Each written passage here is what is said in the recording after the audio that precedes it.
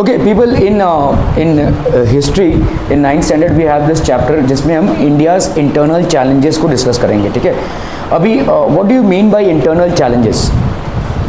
India में internal challenges मतलब अंदर के चैलेंजेस। अभी अंदर के चैलेंजेस मतलब हमारे आपसी जो तनाव है, हमारे अंदर आपसी जो झगड़ा है, ठीक है। देखिए, अगर सरहद पार कोई गोली चला रहा है तो हमें मालूम है किस पे गोली चलानी है ना। अगर कोई फॉरेन कंट्री से हमारे ऊपर इन्वेजन हो रहा है या अटैक हो रहा है, we know how to deal with it and we know what we needs to be done.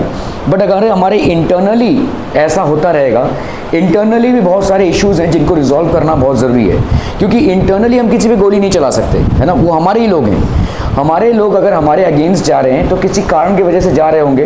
We have to rectify those issues and we have to also ensure that they are with us, ठीक है, as a country. So we are united as a country. तो इसीलिए हमारे internal challenges बहुत सारे थे and we in this chapter we are going to discuss about what were the internal challenges that India was facing, ठीक है। India में क्या क्या इंटरनल चैलेंजेस थे? तो there were issues concerning north east India. North east India basically आपका एक ऐसा प्रांत है जो मतलब इस तरफ है, और ये ज़्यादा करके यहाँ पे जो हिली टेरेन्स है, मतलब बहुत माउंटेनियस एरियाज़ हैं, प्लेन लैंड्स नहीं हैं, ठीक है। हालांकि अगर आप देखोगे अरुणाचल प्रदेश हैज़, तुम उबासी लेती रहोगी, अब भी आई हो भाई साहब, 2 बार हो गया उबासी लेकर, क्या बोलेंगे। Arunachal Pradesh has the highest supply of water. ये इसमें इतना ज़्यादा वाटर है, ठीक है, वाटर रिसोर्सेज में अबंडेंट है, लेकिन हम उसको यूज़ नहीं कर पा रहे हैं। समझ लो वहाँ पे जो हिली टेरेन्स हैं या मतलब प्लेन एरिया नहीं है, इसलिए डेवलपमेंट नहीं हुआ है। बहुत सालों तक ये जो नॉर्थ ईस्ट स्टेट्स थे, they were neglected for a very long time, so because of which there were some internal issues pertaining to them. Then we have something called as a separatist movement that happened in Punjab। जिन states के बारे में हम पढ़ने वाले हैं, जिन states में विवाद हुए थे या जिन स्टेट्स में मतलब पहले कुछ रेबिलियंस हुए थे, उसके बारे में हम पढ़ेंगे। तो पंजाब में क्या हुआ था? There was something called as Khalistan movement. Khalistan movement के तहत क्या हो रहा था? Punjab was demanding a separate state of Khalistan, ठीक है। खालिस्तान एक सेपरेट स्टेट होगा, हम वहाँ पे अलग से गवर्नमेंट चलाएंगे, ठीक है। और बेसिकली ये पूरा मूवमेंट पाकिस्तान से फंडेड था। पाकिस्तान आर्म्स एंड एमुनिशंस यहाँ पे भेज रही थी और लोग काफ़ी सारे आतंकवादी गतिविधियाँ हो रही थी। तो मतलब आए दिन खून खराबा होता था, मतलब मिलिटेंट्स लोग आते थे और फैमिली में लोगों को मारकर चले जाते थे, बॉम्ब ब्लास्ट होते थे, ठीक है। ये पंजाब पहले एक टाइम पे बहुत ही टेररिस्ट रिडन स्टेट था, मतलब काफ़ी लोग इसमें मारे गए हैं, ठीक है। Okay, then we have naxalism. What is naxalism? Naxalism मतलब जैसे आपके बहुत सारे ऐसे जगह हैं जहाँ पे जंगली एरिया है और वहाँ पे डेवलपमेंट नहीं हुआ है, ठीक है। बहुत सारे ऐसे एरिया है जहाँ पे जंगल एरिया में डेवलपमेंट हुआ नहीं है, ट्राइबल्स हैं और उनके बारे में किसी ने सोचा नहीं है, तो क्या होता है, उन लोग अपना ही एक गुरिल्ला वॉरफेयर स्टार्ट कर देते हैं, तो नक्सलिज्म बोलते हैं इसको। इसमें भी बहुत सारे हादसे होते हैं, जैसे छत्तीसगढ़ में काफ़ी सारा नक्सलिज्म मूवमेंट है, ठीक है। महाराष्ट्र में भी गाडचिरोली के आगे थोड़ा सा नक्सलिस्ट ट्राइब्स हैं। तो नक्सलिस्ट ट्राइब्स क्या होते हैं? ये गवर्नमेंट के अगेंस्ट जाते हैं, ठीक है, और इनको भी आर्म्स एंड एमुनिशंस होते हैं और इनसे भिड़ना बहुत मुश्किल है, ठीक है। ये पूरी पुलिस की जीप उड़ा देते हैं, पुलिस का पूरा स्टेशन उड़ा देते हैं, दे कैन डू एनीथिंग। कभी कभी ट्रेन के एक्सीडेंट्स भी करा देते हैं, ठीक है। तो ये नक्सलिस्ट मूवमेंट है। तो ये सारे जो चैलेंजेस हैं, इसमें किसी मतलब फॉरेन का डायरेक्ट पार्टिसिपेशन नहीं है, इनडायरेक्टली रोल है, लेकिन ये सारे जो लोग हैं जो इन मूवमेंट्स में पार्टिसिपेट कर रहे हैं, they are basically from India only and becomes difficult for us to fight against them. हम इंडिया के लोगों के इंडियंस के साथ फाइट नहीं कर सकते, so we will have to resolve this on a different level. So ये सारे चैलेंजेस हैं, ठीक है। Okay, so in this chapter what we are going to discuss the separatist movement, issues concerning north east India और नक्सलिज्म। ये 3 आपके primary हैं। और चौथा है आपका कम्युनलिज्म। कम्युनलिज्म मतलब हमारे देश में रिलीजन को लेकर जो मतभेद है, ठीक है। ऑब्वियसली बहुत सारे रिलीजन के लोग यहाँ पे रहते हैं, तो रिलीजन को लेकर जो फाइट है उसको हम बोलते हैं कम्युनलिज्म, ठीक है। ये सारी चीज़ें हमारे रीजनलिज्म मतलब जैसे कम्युनलिज्म मतलब मैं हिंदू तुम मुसलमान, ये जो फाइट चल रहा है, ठीक है, ये इसको हम बोलते हैं कम्युनलिज्म। रीजनलिज्म मतलब क्या होता है? What is regionalism? समझ लो, अगर आप महाराष्ट्र के हैं और आप बाहर के किसी को भी टॉलरेट नहीं कर रहे हैं, ठीक है, मतलब बाहर के किसी को, मतलब कोई दिल्ली से आकर महाराष्ट्र में बस गया, कोई तमिलनाडु से आकर महाराष्ट्र में बस गया, नहीं हम इनको यहाँ पे नहीं रहने देंगे। दिस इज कॉल्ड रीजनलिज्म, ठीक है, हम यहाँ के हैं, ये रीजन हमारा है, so you will not be allowed to stay here. हमारा संविधान या कॉन्स्टिट्यूशन ये बोलता है कि कोई भी इंडियन कहीं भी किसी भी स्टेट में जाकर बस सकता है, प्रॉपर्टी बाई आउट कर सकता है, and he can stay normally, ठीक है। If you are from outside the state, it doesn't mean that you can not build your property with in the state at any place. Every Indian is free to move with in India, ठीक है। सो ये हो गया आपका regionalism. सो ये सारे आपके जो है तो छोटे मोटे मुद्दे हैं जो बड़े आकार ले लेते हैं और कभी कभी हादसे का शिकार होना पड़ता है हम सबको, ठीक है। So we are going to understand these internal strifes which are there with in India. So the unrest in Punjab, Punjab एक टाइम पे बहुत ज़्यादा आतंकवादी गतिविधियों से मतलब पीड़ित था, मतलब आए दिन वहाँ पे बॉम्ब ब्लास्ट होना, लोगों का मारे जाना, टेररिस्ट आते थे रातों रात फैमिलीज़ को उड़ा देते थे, ठीक है, ऐसा होता था। और ये टेररिस्ट कोई पाकिस्तान बॉर्डर क्रॉस करके नहीं आ रहे हैं, ये इंडिया के लोग ही हैं जिनको गन्स, आर्म्स एंड एम्युनिशन मिल रहा है, and they use to create terror in the state, ठीक है। और ये मूवमेंट बहुत दिनों तक चला। Unrest in Akali Dal was the major political party in Punjab, आज की तारीख में भी ये पॉलिटिकल पार्टी है, ठीक है, इसको हम अकाली दल बोलते हैं। This was rather one of the major political parties in Punjab at that point of time, ठीक है। In 1973 the Akali Dal pass the Anandpur Sahib resolution. तो 1973 में इन्होंने एक रेजोल्यूशन लिया, एक मतलब ओथ लिया, ठीक है। This was Anandpur Sahib resolution. Demands that were made in this resolution, तो कुछ डिमांड्स रखे गए इंडियन गवर्नमेंट के सामने, ठीक है। Some demands were put across Indian government. Chandigarh should be made part of Punjab. उस टाइम पे चंडीगढ़ भाई साहब पंजाब का पार्ट नहीं था, so Chandigarh should be made the part of Punjab. Chandigarh एक यूनियन टेरिटरी है, ठीक है। हमारे देश में बहुत सारे यूनियन टेरिटरीज हैं, जैसे दिल्ली एक यूनियन टेरिटरी है, चंडीगढ़ एक यूनियन टेरिटरी है, Goa, Daman, Diu, these are all union territories, ठीक है। So we have states and approximately 9 union territories. तो चंडीगढ़ एक यूनियन टेरिटरी था और इनको चंडीगढ़ को इंक्लूड करना था इंडिया में, ठीक है। India should be made Chandigarh should be made part of Punjab, ये इनका पहला डिमांड था। The Punjabi speaking parts in other states should be included in the state of Punjab. अगर आप देखोगे पंजाब के आजू बाजू बहुत सारे ऐसे स्टेट्स हैं जहाँ पे पंजाबियों का पॉपुलेशन बहुत ज़्यादा है। For example Delhi is one place in which you will see that Punjabi speaking community ज़्यादा है। तो इनके हिसाब से जो आजू बाजू के स्टेट्स हैं जहाँ पे पंजाबी स्पीकिंग कम्युनिटी ज़्यादा है, वो भी पंजाब के पार्ट हो जाने चाहिए, ठीक है। So these were the demands. Recruitment of Sikhs in the Indian army should be increased and more autonomy should be given to the state of Punjab. तो सिख्स जो हैं रिक्रूटमेंट मतलब उनका जो हायरिंग इंडियन आर्मी में ज़्यादा होना चाहिए, है भी वैसे, ठीक है। Sikhs should be more in the Indian army and autonomy मतलब इंडिपेंडेंटली रूल करने का जो स्टेटस है, ठीक है। Autonomy should be given to the state of Punjab. तो state of Punjab should be made to rule by itself, ठीक है।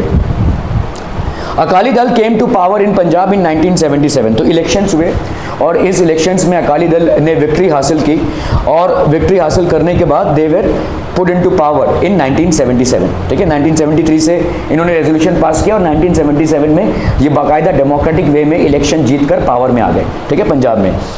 Along with their old demands, they also asked for a larger share of river waters for Punjab, holy city status for Amritsar, ठीक है। अमृतसर अगर आप देखोगे वहाँ पे गोल्डन टेम्पल है, ठीक है, विच is the main centre for Punjabis, ठीक है, वो उनका मेन रिलीजियस सेंटर है, ठीक है, पंजाबीज के लिए। और along with their old demands, तो ओल्ड डिमांड्स उनके था ही कि पंजाब को ऑटोनॉमी मिले, ठीक है, और जितने भी पंजाबी स्पीकिंग कम्युनिटीज़ हैं पंजाब के आजू बाजू, उनको भी पंजाब में इंक्लूड किया जाए, चंडीगढ़ को भी पंजाब का पार्ट बना दिया जाए, ठीक है। Along with their old demands, they also asked for largest share of river waters। अभी अगर देखोगे हर स्टेट से रिवर्स जा रहे हैं, ठीक है। तो पंजाब एक एग्रीकल्चरल स्टेट है और रिवर वाटर पे काफ़ी सारी डिपेंडेंसी है। यहाँ पे 5 रिवर्स हैं। The land of Punjab is basically having 5 reverse in the Sutlej, ठीक है, रवि, चेनाब, बीज, ये सब आपके रिवर्स हैं। 5 रिवर्स वहाँ से फ्लो हो रहे हैं, जिसके वजह से काफ़ी सारा एल्यूवियल सॉइल आता है, और एल्यूवियल सॉइल के साथ साथ हमको भरपूर पानी का सप्लाई भी मिलता है, जिसके वजह से पंजाब में एग्रीकल्चरल प्रोडक्शन काफ़ी ज़्यादा है, ठीक है, और होना भी चाहिए, ठीक है। So along with their old demands they also asked for a largest share. तो इनको भाई साहब ज़्यादा शेयर चाहिए था किसका, रिवर वाटर्स का, because river waters are directly connected to agriculture, ठीक है। और क्या होली सिटी का दर्जा मिल जाए, किसको, अमृतसर को। Amritsar should be regarded as a holy city of Punjabis, ठीक है। In 1980, the movement for independent Khalistan took root in Punjab, ठीक है। तो अभी 1980 में भाई साहब एक इंडिपेंडेंट खालिस्तान, तो देखो अकाली दल ने कभी ये नहीं बोला कि हमको एक इंडिपेंडेंट स्टेट चाहिए, लेकिन धीरे धीरे ये जो आ रहा था, ये धीरे धीरे अभी इंडिपेंडेंट खालिस्तान, मतलब हमको एक इंडिपेंडेंट स्टेट ही चाहिए जिसमें गवर्नमेंट का कोई भी इंटरफेरेंस ना हो। We need a separate independent state, ठीक है। तो इंडिपेंडेंट खालिस्तान की भाई साहब बातें चलने लगी। The leader of the Akali Dal was Sant Harcharan Singh Longowal. He used to direct his activities from the Golden Temple to stage protest. तो गोल्डन टेम्पल से ही इनके जो लीडर थे, ठीक है, संत हरचरण सिंह लोंगवाल, ये यहाँ से ही भाई साहब डायरेक्शंस इशू करते थे कि हम इसके बाद क्या करेंगे, इसके बाद क्या करेंगे, and so on and so fourth. जैसे पार्टी की जो गतिविधियाँ होती थी, पार्टी के जो एक्टिविटीज़ होते थे इनके, वो यहाँ से ही डायरेक्शंस इशू होते थे कि कल ये करना है, परसों ये करना है, and so on and so forth, ठीक है, to stage protest. On the other side of the Golden Temple, armed followers started gathering around the staunch Khalistan supporter Sant Jarnail Singh बिंदरवाल and terrorist activities had begun. तो एक साइड में तो लोंगवाल थे जो अकाली दल के लीडर थे और वो डायरेक्शंस इशू करते थे, और दूसरे साइड में टेररिस्ट एक्टिविटीज़ चालू हो गई। टेररिस्ट एक्टिविटीज़ चालू हो गई और इनके जो लीडर थे बिंदरवाल, ठीक है, he started these terrorist activities, ठीक है। और ये एक स्टॉन्च खालिस्तान सपोर्टर था, मतलब एक खालिस्तान किसी भी कीमत पे चाहिए। स्टॉन्च मतलब एकदम हार्डकोर, ठीक है, चाहिए तो चाहिए, हमको एक दूसरा स्टेट चाहिए और हम उसके लिए किसी भी कीमत पे जाए, मतलब किसी भी कीमत पे we want a separate state for us, ठीक है। सो ये खालिस्तानी मूवमेंट चालू हो गया। उसी गोल्डन श्राइन से एक तरफ अकाली दल जो है तो प्रोटेस्ट कर रहा था, पॉलिटिकल एक्टिविटीज़ कर रहा था, और उसी दूसरी तरफ से आपके क्या होने लगे, टेररिस्ट एक्टिविटीज़ को बढ़ावा मिलने लगा, ठीक है। On the other side of the Golden Temple, armed followers मतलब अभी इनके पास बम, बंदूक वगैरह सब कुछ है, ठीक है। Armed followers started gathering around the staunch Khalistani supporter Sant Jarnail Singh बिंदरवाल एंड टेररिस्ट एक्टिविटीज चालू हो गई, ठीक है। Terrorist activities started. बिंदरवाल was arrested in 1981 accused of the murder of newspaper editor Lala Jagat Narayan. तो इनको अरेस्ट किया गया, उनके ऊपर चार्ज लगा कि Lala Jagat Narayan was actually killed by you. In 1981 बिंदरवाल वाज अक्यूज्ड, मतलब उन पे चार्ज लगा, ठीक है। President's rule was imposed in Punjab in 1983। अब ये प्रेसिडेंट रूल क्या होता है वैसा? President rule is basically a state of emergency. अगर किसी स्टेट का पॉलिटिकल सिस्टम कोलैप्स हो जाता है, ठीक है, या बहुत सारी अराजकताएं आ जाती हैं, तो वहाँ पे प्रेसिडेंट रूल इम्पोज हो जाता है। वहाँ पे फिर इलेक्शंस नहीं होंगे, वहाँ पे फिर मतलब कोई समागम नहीं होगा, ठीक है। People will not collect, shoot at side orders हो सकते हैं, कर्फ्यू लग सकता है, तो तनावपूर्ण स्थिति है, ठीक है। जैसे नॉर्मल जिंदगी होती है वैसे नहीं होती, ठीक है। So you will have to be basically very cautious. आप मतलब 4-5 लोग मिलकर कोई बातें नहीं कर सकते हैं, ठीक है। आप घरों में रहिए, काम पे जाइए, चलेगा, बट ऐसे 4-5 लोग मिलकर कोई बातें कर रहे हैं, कोई रैली निकाल रहे हैं, कोई प्रोटेस्ट मार्च कर रहे हैं, ये सब नहीं हो सकता, ठीक है। सो यहाँ पे क्या हो गया भाई साहब, 1983 में तनाव बढ़ने लगा और पॉलिटिकल सिस्टम का कोलैप्स दिखने लगा। We can see that there was a collapse in the entire political system in the state of Punjab. So president's rule was imposed in Punjab in 1983. Bhindranwala went to stay at a religious place called Akal Takht, ठीक है।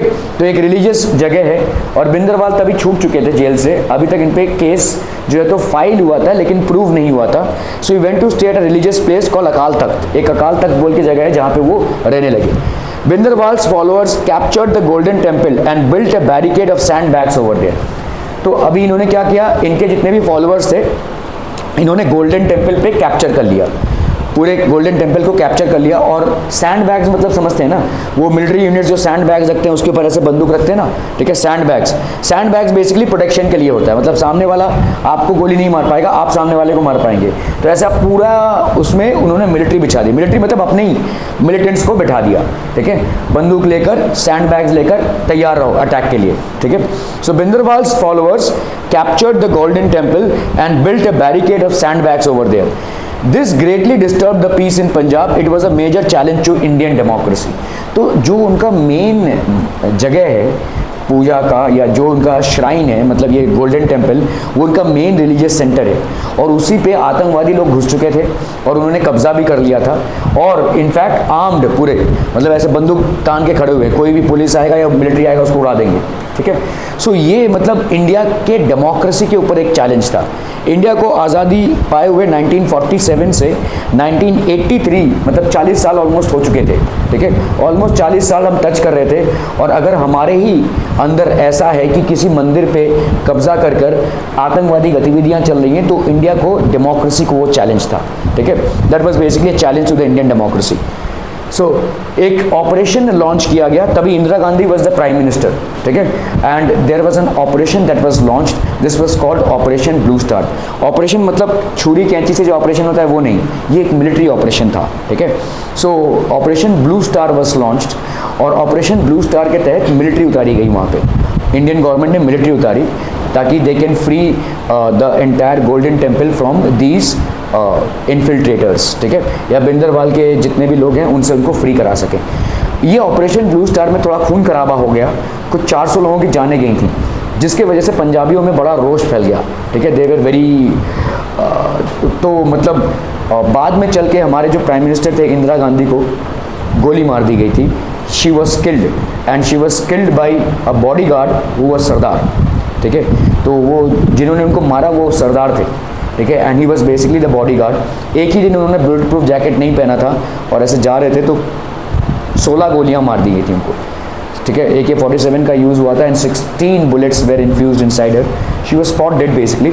और ये हमारे India में बहुत बड़ा एक बदलाव आया। उसके बाद कांग्रेस पार्टी ने, मतलब कांग्रेस पार्टी के कार्यकर्ताओं ने या जो भी हैं, तो the leader was killed and that too not only the party leader, the prime minister of India. तो पंजाबी कम्युनिटी के लगे अगेंस्ट हेटेड फैलने लगा। तो दिल्ली में बहुत मैसेकर हुआ मतलब लोगों को घर से घसीट कर, मतलब पंजाबीज़ को उनको मारा गया, जिंदा जलाया गया, ठीक है। बहुत सारे पंजाबीज़ ने अपना लाइफ लूज़ किया उसमें। तो एक और सिस्टम आता है जिसको हम बोलते हैं Mona Punjabi. You understand what is a Mona Punjabi? क्योंकि उस टाइम पे जब ये दहशत फैला था, जब सरदार्स को मारा जा रहा था दिल्ली एंड आसपास के एरियाज़ में, तो उस टाइम पे बहुत सारे सरदारों ने अपनी पगड़ी उतार दी थी और दाढ़ी शेव कर लिया था। तो इनको बोलते हैं mona Punjabis, just to hide their identity as a sardar, ठीक है। तो just to hide their identities they had shaved off and they had मतलब अपनी पगड़ी भी निकाल दी थी उन्होंने, ठीक है। So these were known as mona Punjabis, ठीक है। पंजाबी तो रहे वो, लेकिन जो कस्टम्स था उसको थोड़ी देर के लिए उन्होंने खारिज कर दिया, ठीक है। Okay, the main task of getting the terrorists out of the Golden Temple was entrusted to Major General Kuldeep Singh Brar. So Major General Kuldeep Singh Brar was heading a military unit, Operation Blue Star, और इनको भाई साहब power दिया गया to free the Golden Temple from the terrorist. बिंदरवाल के under जो terrorist हैं जिन्होंने गोल्डन टेम्पल पर कब्जा करके रखा है, so he was interested the task of freeing it, ठीक है। On the morning of 3 June 1984 the mission Operation Blue Star started, ठीक है। तो 1984 में ये ब्लू स्टार मिशन स्टार्ट हुआ। The operation ended on 6 June, ठीक है। 3 दिन में ये ऑपरेशन खत्म हुआ, ठीक है। So what happened in this military operation? The Indian Army functioned with great restraint, ठीक है। बहुत restraint से इन्होंने function किया, मतलब ताकि कोई मतलब इन्होंने सब टेररिस्ट को टारगेट किया मारने का, मतलब अभी टेररिस्ट को अरेस्ट नहीं करना है, मारना है सीधा, ठीक है। So that was what was function. Okay, the operation ended with the death of बिंदरवाल एंड अदर टेररिस्ट। तो जितने भी टेररिस्ट थे उस श्राइन के अंदर या गोल्डन टेम्पल के अंदर, उन सबको मार दिया गया, प्लस बिंदरवाल को भी। इट वॉज बेसिकली यहाँ पे कोई अरेस्ट नहीं था, इसको ऑपरेशन किया गया था कि सबको मार दो, जो भी टेररिस्ट है वहाँ पे, no arrest to be made, just kill them, ठीक है। तो ये एक चला। ऑपरेशन ब्लैक थंडर लॉन्च हुआ in 1986 and operation had to be conducted against terrorist in the Golden Temple once more. एक बार फिर से, ठीक है, गोल्डन टेम्पल में फिर से जमघट होने लगी। तो 1984 में पहला लॉन्च हुआ था ऑपरेशन ब्लू स्टार और दूसरा नाम क्या था, ऑपरेशन ब्लैक थंडर। ये लॉन्च हुआ कभी 1986 में, फिर से एक बार सफाई की गई, मतलब फिर से जितने भी बचे कुचे टेररिस्ट वहां पे कब्जा करने की कोशिश कर रहे थे उनको भी मारा गया। After this operation the process of establishment of peace in Punjab picked up movement. इसके बाद जो है तो पंजाब में पीस का मोमेंटम बढ़ने लगा, धीरे धीरे पंजाब में शांति व्यवस्था स्थापित होने लगी, क्योंकि सिर्फ गोल्डन टेम्पल में ही नहीं, पूरे पंजाब में आतंकवादी गतिविधियां बड़े जोरों शोर से चल रही थी। खालिस्तान मूवमेंट बड़े जोरों शोर से चल रहा था, और अगर इसको स्टॉप ना किया जाता तो शायद हमको पंजाब को लूज करना पड़ता, ठीक है। But then after that this stop, the process of peace picked up momentum, ठीक है।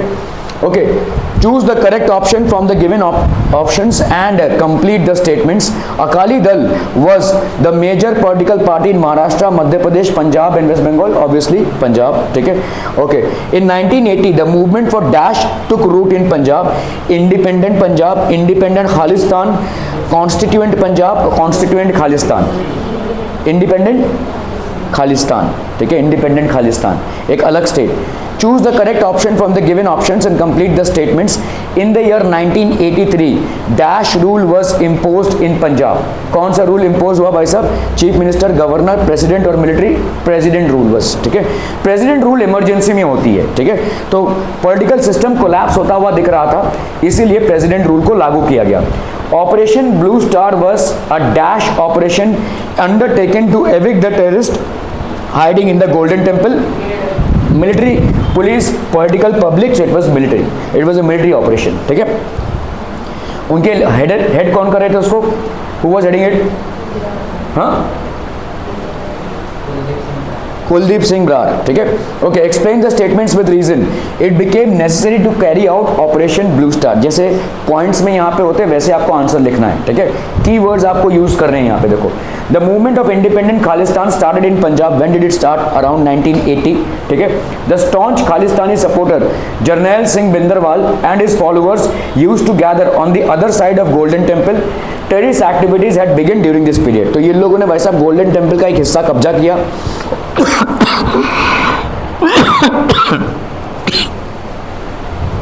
सॉरी,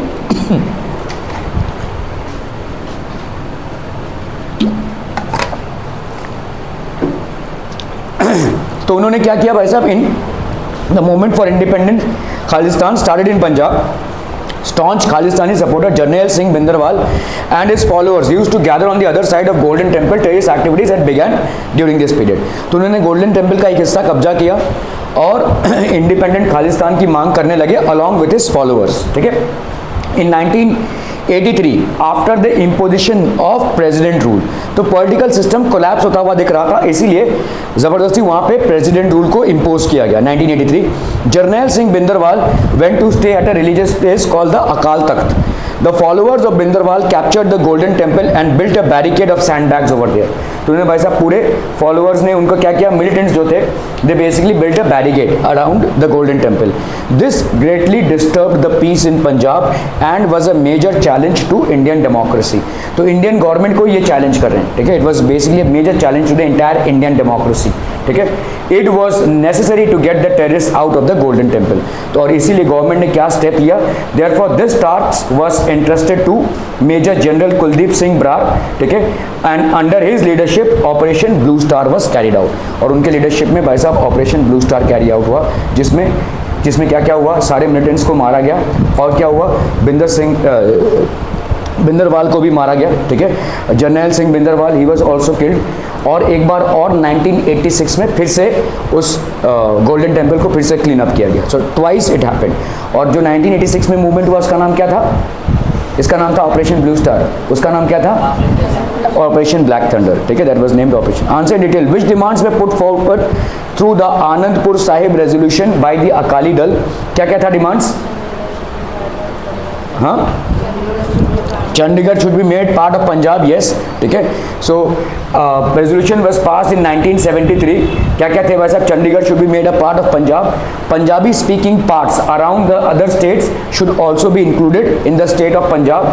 More autonomy, मतलब ज़्यादा फ्रीडम चाहिए, ठीक है, to the state of Punjab। Recruitment of Sikhs in the Indian Army should be increased। Indian Army में Sikhs की तादाद बढ़ाइए, ठीक है। ओके, तो ये था भाई साहब पंजाब का इशू जो रिजॉल्व हुआ, लेकिन रिजॉल्व हुआ नहीं, मतलब हमको एक प्राइम मिनिस्टर को लूज करना पड़ा, ठीक है। We are to basically lose Indira Gandhi in this process. Okay, 8 states आपके, अभी नॉर्थ ईस्ट इंडिया की बात कर रहे हैं हम यहाँ पे भाई साहब नॉर्थ ईस्ट इंडियन स्टेट्स, अभी इनकी समस्या और यहाँ पे क्या हुआ था, that is something that we are going to study and understand. तो आपका जो नॉर्थ ईस्ट स्टेट्स थे वो 8 स्टेट से बना हुआ है। क्या क्या है भाई साहब? अरुणाचल प्रदेश, मणिपुर, मेघालय, ठीक है, मिजोरम, नागालैंड, ठीक है, सिक्किम, त्रिपुरा एंड आसाम, इन सारे 8 स्टेट्स से ये नॉर्थ ईस्टर्न स्टेट्स बने हुए हैं, ठीक है। यहाँ पे क्या प्रॉब्लम था, international borders of India touch each of these states to varying extents. तो कहीं पे देखिए अगर आप चाइना टच हो रहा है, कहीं पे बर्मा टच हो रहा है, कहीं पे बांग्लादेश टच हो रहा है, तो इन 8 स्टेट्स में इंटरनेशनल बॉर्डर्स टच हो रहे हैं। और अगर हम देखेंगे बांग्लादेश को छोड़कर बाकी चाइना तो हमारा दुश्मन रहा ही है हर समय, ठीक है। Okay, These states are different with respect to ethnicity, language and cultural diversity।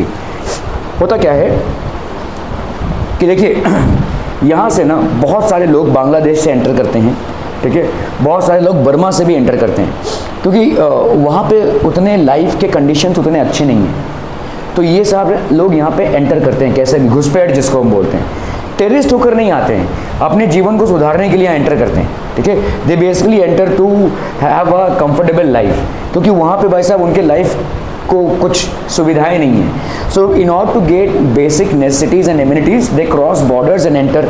तो इससे क्या होता है कि काफ़ी सारा डाइवर्सिटी और एथनिसिटी बढ़ जाती है। एथनिसिटी मतलब एक कम्युनिटी का स्ट्रेंथ बढ़ता जा रहा है, ठीक है। अभी जैसे ही कम्युनिटी का स्ट्रेंथ बढ़ता जाएगा क्लैशेस होंगे, ठीक है, होते हैं ज़्यादा करके। अगर हम कम्युनिटी का स्टैंडर्ड नहीं मेंटेन कर पा रहे हैं तो ऐसा लगता है कि तुम बाहर से आए हो और हमारे लैंड पे आकर कब्जा करके अभी हम ही को भगाने के फिराक में हो, तो ऐसा ये बढ़ने लगा, ठीक है। दीज स्टेट्स आर डिफरेंट, थोड़े से डिफरेंट है, इनकी एथनिसिटी अलग अलग है, इनका लैंग्वेज अलग अलग है और काफ़ी सारा डाइवर्सिटी है, बहुत सारे ग्रुप्स हैं, एथनिक ग्रुप्स हैं, अलग अलग एथनिक ग्रुप्स हैं। First Prime Minister of Independent India, Pandit Jawaharlal Nehru, took the lead in bringing the tribes living in these areas into the mainstream। तो जवाहरलाल नेहरू ने कोशिश की कि ये जितने भी, देखो ये ज़्यादा करके जंगल थोड़े एरियाज़ हैं, फॉरेस्ट एरियाज़ हैं, हिली एरियाज़ हैं और यहाँ पे ट्राइबल कम्युनिटीज़ ज़्यादा हैं। तो he started to bring these tribal people into the mainstream। That was his main objective, ठीक है, to bring the tribal people into the mainstream।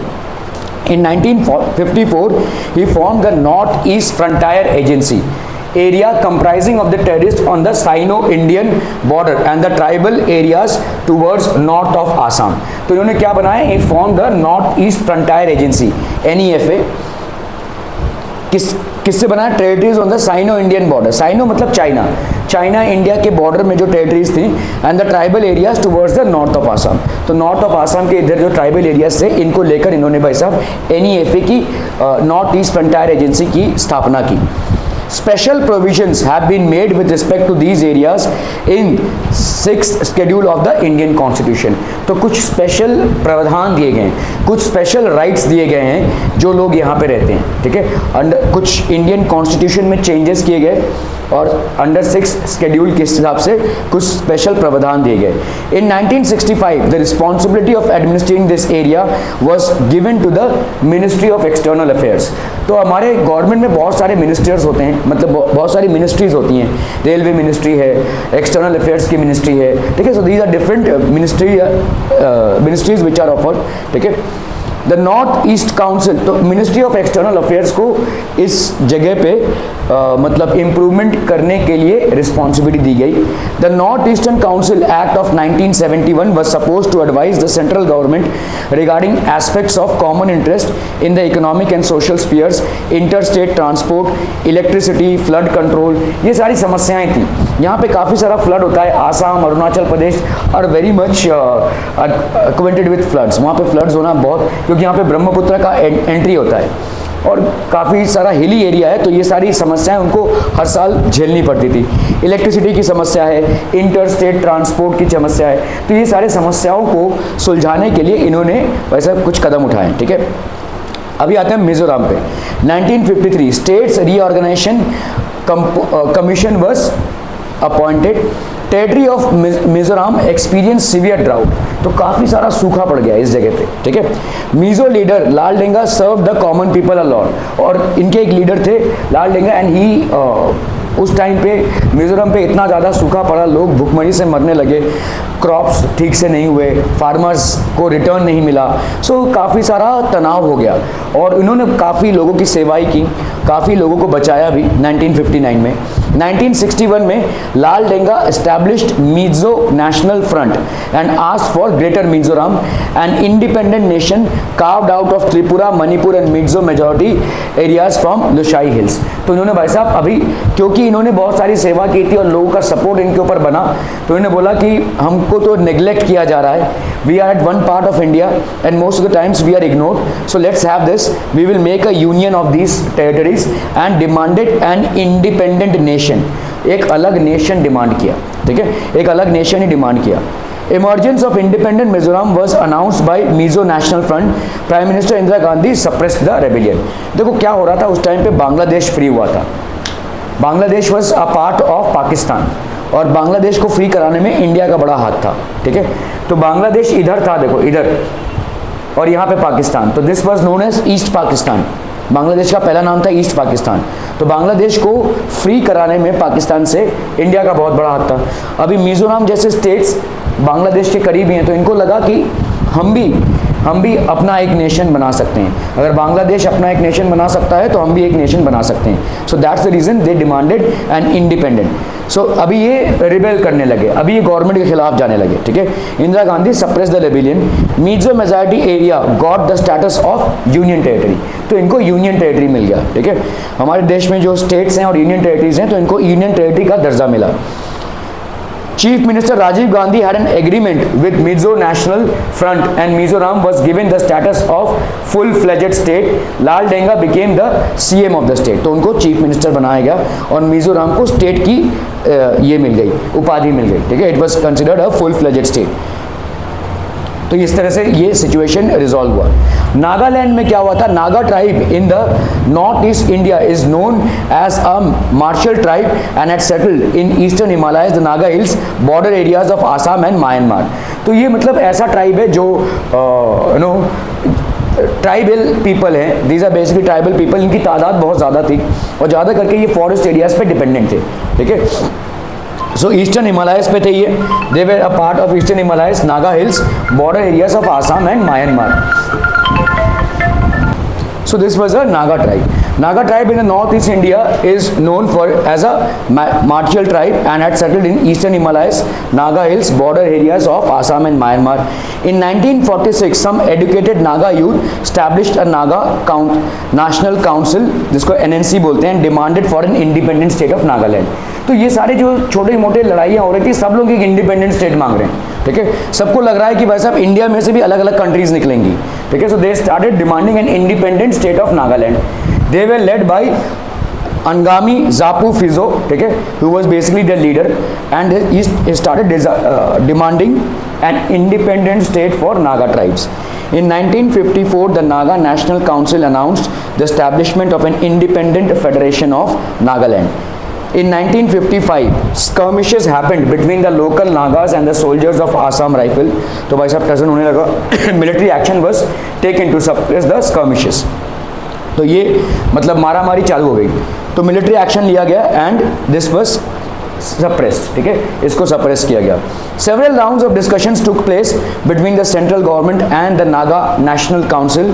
Central government decided to give the Naga majority territory the status of a union territory. So धीरे धीरे यहाँ पे ऐसे problem solve कर रहे थे, इंडिपेंडेंट स्टेट तो नहीं लेकिन एक यूनियन टेरिटरी का दर्जा दे दिया गया, ठीक है। This was given a territory, union territory का दर्जा दिया गया। Okay, Nagaland was made a full-fledged state on 1st of December 1963 by putting together the Naga majority territory and the part of Seonsang, ठीक है। तो यहाँ से भाई साहब इस पूरे को एक अलग स्टेट का दर्जा मिल गया, ठीक है। अभी आते हैं हम आसाम पे। In 1983 there was an intense agitation staged by all Assam Students Union and Assam Ganga Sangram Parishad over the question of dominance in Assam of Bengali migrants. तो बंगाली माइग्रेंट्स मतलब ये ज़्यादा करके आते थे बांग्लादेश से क्रॉस करके आसाम में आ रहे हैं। तो बांग्लादेश से क्रॉस करके आसाम में आ रहे हैं, तो क्या हो रहा है, इनका भाई साहब तादाद बढ़ते जा रहा है और तादाद बढ़ते जा रहा है तो इनका डोमिनेंस बढ़ते जा रहा है, ठीक है। मतलब आसामियों पे इनका अत्याचार बढ़ते जा रहा है। Okay, in 1985 prime minister Rajiv Gandhi, central home minister Shankar Rao Chauhan and Assamese leader Prafulla Kumar Mahanta signed an accord. तो एक भाई साहब एग्रीमेंट साइन हुआ। It was decided to send the Bangladeshi citizens who had infiltrated in Assam back to their original places. तो भाई साहब आपको हम वापस भेज रहे हैं, आप बॉर्डर क्रॉस करके हमारे टेरिटरी में आ गए हैं, but we will send you back, ठीक है।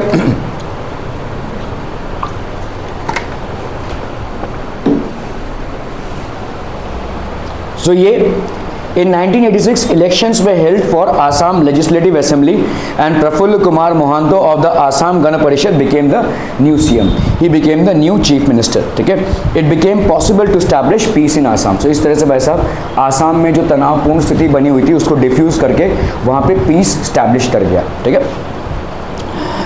अरुणाचल प्रदेश, तो ये सारे आपके नॉर्थ ईस्टर्न स्टेट्स हैं और इनमें ज़्यादा करके ये फीलिंग थी कि हमको इग्नोर किया जा रहा है, we are not a part of mainstream India, that's what they use to feel. और इसी के चलते, और क्योंकि ये भाई साहब बॉर्डर एरियाज में सब फॉरेन कंट्रीज हैं, वहाँ से भाई साहब घुसपैठ होती थी, आर्म्स एंड एम्युनिशंस आते थे, तो इसलिए यहाँ पे हर समय एक तनावपूर्ण स्थिति बनी रहती थी। In 1954, NEFA was created. In 1972, it began to be called Arunachal Pradesh, that is region of the rising sun. Arun मतलब होता है आपके भाई का नाम, ठीक है। अरुण मतलब होता है सूरज, ठीक है। अरुणाचल प्रदेश मतलब that was basically the region of rising sun. On 20 February 1987 it got the status of a constituent state, तो उसको भाई साहब स्टेट का दर्जा मिला। During the period from 1960 to 2000 north east India has progress towards a more mature democracy. तो 1960 से लेकर 2000 तक धीरे धीरे आपके क्या होने लगे, there was improvement in democracy, there was a lot of improvement और धीरे धीरे हमारा डेमोक्रेसी बेसिकली स्टैब्लिश होने लगा, ठीक है। It started getting established. This area is on the path of progress through industrialisation, spread of education etcetera. So बहुत सारे स्टेप्स लिए गए, तो इस तरह से धीरे धीरे वहाँ पे एजुकेशन स्प्रेड होने लगा, इंडस्ट्रीज बनने लगी, फैक्ट्रीज बनने लगी, धंधा होने लगा, और इसके चलते आपका भाई साहब there was a continuous growth of this area. Okay, चलिए, choose the correct option from the given options and complete the statements. Dash India consist of the 8 states of Assam, Arunachal Pradesh, Manipur, Meghalaya, Mizoram, Nagaland, Sikkim and Tripura. North west, north east, south west, कौन सा हो जाएगा भाई साहब? North east, ठीक है। In which of the following year NEFA was formed? 1945, 85, 54, 72? हाँ, 53 में भाई साहब पंडित जवाहरलाल नेहरू ने इसको रिकग्नाइज किया और 1954 it was basically form. Choose the correct option from the given options and complete the statements. Which of the following prime minister has an agreement with the Mizo National Front? Jawaharlal Nehru, Atal Bihari Vajpayee, Rajiv Gandhi और Lal Bahadur Shastri? Rajiv Gandhi, okay. In 1985, that was given the status of a full-fledged state. Nagaland, Meghalaya, Assam और Mizoram. So it was given, Mizoram was given a full-fledged state. ये सब याद रखना है आपको। The Naga tribe in north, ठीक है, in northeast India is known as the Mizo tribe, nomadic tribe, martial tribe और backward tribe. So it was basically a martial tribe, ठीक है, okay. Choose the correct option from the given options and complete the statements. On the 1st of December 1963, Dash was given the status of a full-fledged state. Which state was it? Nagaland. On the 20th of February 1987, Dash got the status of a constituent state. Assam, Meghalaya, Arunachal Pradesh or Mizoram. So it was basically Arunachal Pradesh. Answer in detail. What steps were taken by the government to bring about development of the north-eastern states of India? Initiatives were taken by the first Prime Minister of India to bring the tribes living in north east areas into the mainstream of the country. वो feel करते थे कि वो neglected हैं, तो अगर उनका independent कोई नेशन बन गया तो वो ज़्यादा प्रॉस्पर करेंगे, तो इसीलिए उनको पहले हम मेन स्ट्रीम में इंक्लूड करें। In 1954 he form the north East Frontier Agency NEFA, ठीक है, which included the territories on the Sino Indian border and the tribal areas towards the north of Assam. तो ये सारे आपके भाई साहब नॉर्थ ऑफ आसाम में। He made efforts to develop this areas all the while preserving their culture. तो he started making efforts, तो उनको डेवलपमेंट जितना मिलेगा उतना खुश रहेंगे। ही मेड स्पेशल प्रोविजंस, तो उन्होंने कॉन्स्टिट्यूशन में भी इस जगह के लिए स्पेशल प्रोविजंस या राइट्स दिए as per the 6th schedule of the Indian constitution. The ministry of external affairs was given the responsibility of administering this area, मतलब पूरे एरिया की देखभाल करने के लिए मिनिस्ट्री ऑफ एक्सटर्नल अफेयर्स को जिम्मेदारी सौंपी गई इन 1965। Furthermore, the North Eastern Council Act was passed in 1971 to advise the central government reading aspects of common interest in the economic and social spheres, interstate transport, electricity, flood control, etc. ये सारे भाई साहब उनको जिम्मेदारियां दी गई, ठीक है। Naxalism in India it started. अभी देखो हम यहाँ पे एक और चीज़ की बात कर रहे हैं जिसको हम बोलते हैं नक्सलिज्म। नक्सलिज्म में कैसा था कि भाई हम अगर गरीब हैं तो हम पे कोई ध्यान नहीं दे रहा है, let's loot and plunder the big ones, जो अमीर हैं, और उनके पैसा हम बांटेंगे। Naxalism in India it started first at Naxalbari in Darjeeling district in West Bengal. ठीक है, वेस्ट बंगाल में दार्जिलिंग एरिया में स्टार्ट हुआ। It had the objectives of establishing action committees to raise a voice against the exploitation of the farmers by the landlords and to confiscate the land of the landlords and distribute it among the tenants. तो भाई साहब जो भी landlords हैं, जो जमींदार हैं, जिन्होंने ज़बरदस्ती लैंड पे कब्जा किया है, उनका लैंड हड़प के वापस फार्मर्स में बांट देने का। ठीक है, तो ये पहले चालू हुआ ऐसे ही। Later it to recourse to terrorism, धीरे धीरे ये टेररिज्म में परिवर्तित होने लगा। For preventing any government schemes and welfare policies from reaching the common people. ठीक है, तो भाई साहब कोई भी गवर्नमेंट हम ही चलाएंगे अभी। ठीक है, An organization called People's Liberation Guerrilla Army was formed by the Naxalites to maintain the influence of such movements. और इन्होंने ये आर्म्ड रेवोल्यूशन था। ठीक है, they took up to arms in order to realize their dreams. Naxalist affected areas. Initially the Naxalite movement was mainly located in West Bengal. ये waste Bengal से चालू हुआ। Similar movements were seen in the areas of East Godavari in Andhra Pradesh, parts of Visakhapatnam, Karimnagar in Telangana, Adilabad, Bastar, Ranjangaon and Sukma in Chhattisgarh. Chhattisgarh में बहुत सारे areas है। Bastar is one of the areas, वो prime Naxalite area है। ठीक है, गढ़चिरौली महाराष्ट्र में, Bhandara and parts of Maharashtra, Balaghat and Mandla in Madhya Pradesh and Koraput in Orissa. ये सब छोटे छोटे जगह थे जहाँ पे नक्सलाइट रेवोल्यूशन अभी इमर्ज होने लगा। ठीक है, Naxalism is a serious challenge to India's internal security. Naxalites कुछ देखते नहीं, वो क्या करेंगे, जैसे समझ लो ये रेलवे लाइन है, इसको भाई साहब काट दिया। अभी रात को भाई साहब ड्राइवर आ रहा है, उसको क्या मालूम भाई साहब रेलवे लाइन है कि नहीं है। पूरा रेलवे का जो एक्सीडेंट हो जाएगा और लोग उसमें मारे जाएंगे। पुलिस की जीप जा रही है, उसको उड़ा दिया। ठीक है, सो लैंड माइन ब्लास्ट करवा दिए। सो ये सब नक्सलाइट्स बहुत ज़्यादा अग्रसर थे। Choose the correct option from the given options and complete the statements. Naxalite movement was mainly located in West Bengal. ठीक है, complete the concept map. East Godavari, Koraput, Gadchiroli, Bhandara. ठीक है, मध्य प्रदेश। तो ईस्ट गोदावरी वैसे उड़ीसा में कौन सा, Koraput was basically a part of Orissa. Gadchiroli, Bhandara and Chandrapur are parts of Maharashtra where Naxalite movement was seen. Bastar, तो ये Ranjangaon, Sukma and Adilabad, they were parts of Madhya Pradesh, Chhattisgarh जिसको हम बोलते हैं अभी, पहले तो मध्य प्रदेश बोलते थे। ठीक है, एंड मध्य प्रदेश में Balaghat and Mandla. So all these were parts were in Naxalite movement had started spreading. Explain the statements with reasons. ठीक है, Naxalism have always been a serious challenge in India's internal security. Naxalite movement started at Naxalbari. तो आपको भाई साहब पहले तो ये बताना पड़ेगा कब स्टार्ट हुआ, ये कहाँ स्टार्ट हुआ। तो वेस्ट बंगाल में स्टार्ट हुआ नक्सलबाड़ी में, and that too in 1967। Objectives क्या थे भाई साहब, to get action committees to raise a voice against exploitation. ठीक है, एक्सप्लॉयटेशन मतलब अत्याचार के against of the farmers by the landlords. तो लैंडलॉर्ड्स जो एक्सप्लॉयट कर रहे हैं फार्मर्स को, उसके against. It aim to confiscate the land of landlords and distribute it amongst the tenants. तो इसका प्राइमरी मकसद क्या था कि जितने भी लैंडलॉर्ड्स हैं उनके लैंड्स को वापस कैप्चर करके फार्मर्स में डिस्ट्रीब्यूट कर देना। ठीक है, however later the movement strayed away from its objectives and took recourse to terrorism. Terrorism चालू हो गया भाई साहब। ठीक है, for preventing any government schemes and welfare policies from reaching the common people. तो गवर्नमेंट स्कीम्स और वेलफेयर पॉलिसीज कॉमन पीपल तक ना पहुंच पाए, इसके लिए भाई साहब उपद्रव चालू। The Naxalites also started a parallel system by rejecting the democratic system. तो डेमोक्रेटिक सिस्टम को पूरे तरीके से त्याग दे दिया। Communalism, it emerges out of narrow religious pride and is a serious threat to the unity of any country. Communism मतलब क्या होता है, मैं हिंदू, तुम मुसलमान, तुम सिख, तुम ईसाई, ये जो हमारे रिलीजियस डिफरेंसेस हैं। Excessive pride makes people of one religion to consider themselves as being superior to the people of other religion. तो मेरा ही धर्म सही है, तुम बाकी सब धर्म गलत है, ये जो है ये बीज है कम्युनिज्म का। This is how communism states. Religious fantasism which is the base of communism. Religious fantasism मतलब हम फैंटेसी कर रहे हैं कि हमारा ही रिलीजन बेस्ट है, बाकी सबका रिलीजन बेकार है। तो ये एक फैंटेसिज्म हो गया, ये रियलिटी नहीं है। ठीक है, हर एक रिलीजन की अपनी मान्यताएं हैं, हर एक रिलीजन के अपने बिलीफ सिस्टम्स हैं, but to consider only one's own religion and to not consider anybody else's religion is a form of communism.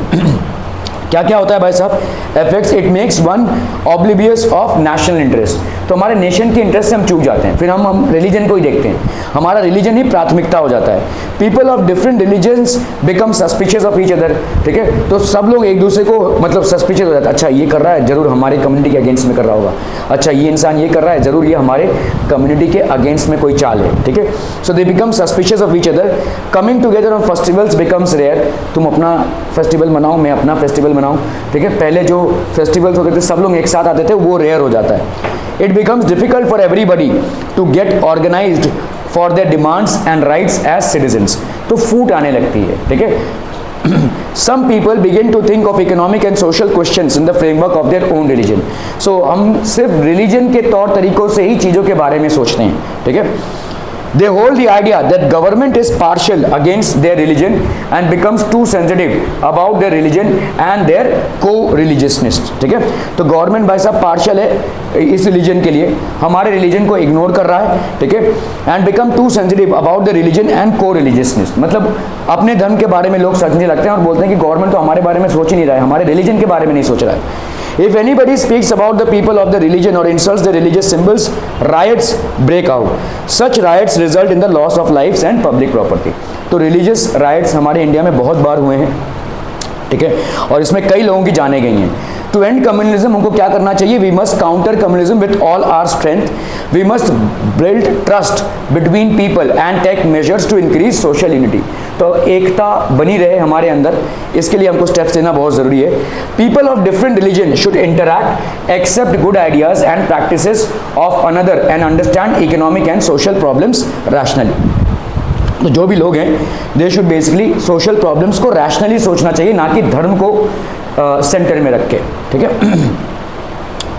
Okay, write short notes on communalism, narrow religious pride से ये spread होता है, ठीक है, और ये unity के लिए बहुत बड़ा थ्रेट है।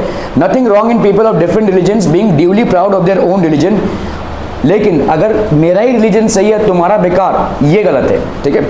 This makes people of one religion to consider themselves as being superior to those of other. It further gives rise to religious fanaticism.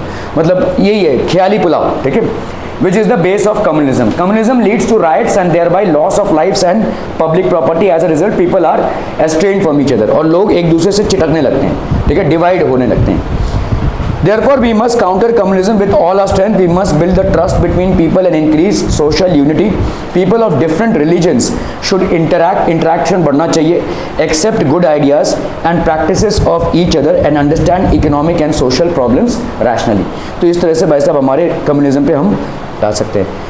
Explain the statements with reason. We should fight communism with all our strength. Fanaticism is the base of communism and it makes one obvious of national interest. It leads to loss of trust between people of different religions and they become suspicious of each other. तो obviously भाई साहब suspicion पैदा होगा, शक पैदा होगा एक दूसरे के, दो लोग एक दूसरे चिटकने लगेंगे, their religion or insults the religious symbols knowingly or unknowingly, एक दूसरे के धर्म के जितने भी चीज़ें हैं उनको तिरस्कार करने लगेंगे। राइट्स होता है, लोग फालतू में मारे जाते हैं, destructing public property crores of rupees, public peace destroy होता है, ठीक है, people are estranged from each other, एक दूसरे से चिटकने लगते हैं, and mutual trust receives a setback thus affecting the social unity. Regionalism, ठीक है, जैसे अगर मैं बोलूं कि मैं मराठी हूं और मैं भाई साहब यूपी के लोगों को नहीं आने दूंगा या तमिलनाडु को महाराष्ट्र में नहीं आने दूंगा, ये होता है regionalism. Excessive pride about one's region, एक रीजन को लेकर, excessive regional pride involves considering one's own region as being superior to other regions. Regionalism mainly thrives on regional imbalance in development, तो ज़्यादा करके ये इम्बैलेंस की वजह से होता है। अभी होता क्या है, जैसे समझ लो महाराष्ट्र में काफ़ी डेवलपमेंट हुआ तो किसी दूसरे स्टेट से लोग यहाँ पे आने लगे, ऑब्वियसली कमाई धमाई के लिए, ठीक है, तो क्योंकि बैलेंस डेवलपमेंट नहीं हुआ है इसीलिए दूसरे स्टेट के लोग यहाँ पे आ रहे हैं। अगर वहाँ पे भी डेवलपमेंट हुआ होता तो नहीं आते थे, ठीक है, तो ये होता ही है, इम्बैलेंस डेवलपमेंट में होता ही है, बट इसके लिए ये मानना बेकार है कि कोई दूसरे लोग यहाँ पे आके नहीं रह सकते। इंडिया का हर इंसान हर जगह जाकर सेटल होने में फ्री है, is free to do that. People from the economically backward state, तो जो गरीब स्टेट्स हैं वहाँ से suffer due to lack of education, unemployment, poverty, ये सारी चीज़ें हैं. The people of developed states begin to believe that they are superior, while those from the underdeveloped regions unnecessarily begin to glorify their local traditions and culture to prove their uniqueness. ठीक है, तो जो लोग under develop reason हैं तो भाई साहब अपने बारे में बोलते हैं, जो लोग डेवलप रीजन से हैं बोलते हैं हम सुपीरियर हैं. Regionalism can be tackle by reducing the imbalance in development. इसको एक ही तरीके से हम टैकल कर सकते हैं अगर हम इम्बैलेंस इन डेवलपमेंट को टैकल करें. मतलब एक स्टेट बहुत ज़्यादा डेवलप्ड है और एक स्टेट बिल्कुल भी डेवलप नहीं है, तो ऑब्वियसली यहाँ से लोग यहाँ पे जाएंगे और रीजनलिज्म में फसाद होगा. तो अगर हम इसको भी डेवलप करेंगे तो इसको हम टैकल कर सकते हैं. This problem can be tackle. ठीक है, choose the correct option from the given options and complete the statements. Regionalism means having excessive pride about one's religion, culture, caste or region. ठीक है. Dash thrives on regional imbalance in development. Communalism, terrorism, regionalism or separatism. So obviously it will be regionalism. ठीक है. Answer in detail. When does regionalism become strong? Excessive pride about one's own region. Region मतलब जगह. ठीक है. When the love for one's region turns morbid. जब आप पागल हो जाते हैं भाई साहब, मेरा ही राष्ट्र सबसे बेस्ट है, मेरा ही स्टेट सबसे बेस्ट है, मेरा ही रीजन सबसे बेस्ट है. This is known as regionalism. The region imbalance in development, that is a situation where some of the states or regions in a country achieve economic and social progress while some states remains backward. Region imbalance से इस चीज़ को बढ़ावा मिलता है. The people of developed states begin to believe that they are superior. Then they begin to look down upon the people of underdeveloped regions. तो नीचे वाले लोगों को वो, मतलब दूसरे स्टेट्स के लोगों को वो भाई साहब नीचे की नज़र से देखते हैं. On the other hand, the people from backward areas organize themselves to arouse their regional identity and glorify their local traditions and culture to prove their uniqueness. ठीक है. तो आपका भाई साहब सेपरेटिस्ट मूवमेंट में क्या था, पंजाब में जो चल रहा था 1980 में इंडिपेंडेंट खालिस्तान मूवमेंट चालू हुआ. ऑपरेशन ब्लू स्टार को लॉन्च किया गया for controlling terrorist activity which was basically manage from Golden Temple. Operation Black Thunder was once again launched in 1986 against the terrorist activity that was happening in Golden Temple. तो ये आपके issues concerning north east India है. ठीक है, ये सारे जितने भी हमने पढ़े हुए भाई साहब, नागालैंड, अरुणाचल प्रदेश, आसाम, मिजोरम. ठीक है. नक्सलिज्म ये आज तक भी हमारा प्रॉब्लम रहा है. This is still a problem prevalent to us. और कम्युनिज्म क्या है भाई साहब, आपका रिलीजन को लेकर जो फसाद है. ठीक है, ओके. और रीजनिज्म क्या है भाई साहब, आपका रीजन को लेकर जो आपका डिस्पैरिटी है. So these are things that we have studied and this basically completes your chapter. So यहाँ पे हम इंडिया के इंटरनल चैलेंजेस से डील करें. We are basically dealing with the challenges that are there in India. ठीक है, okay. Thank you so much for your valuable time.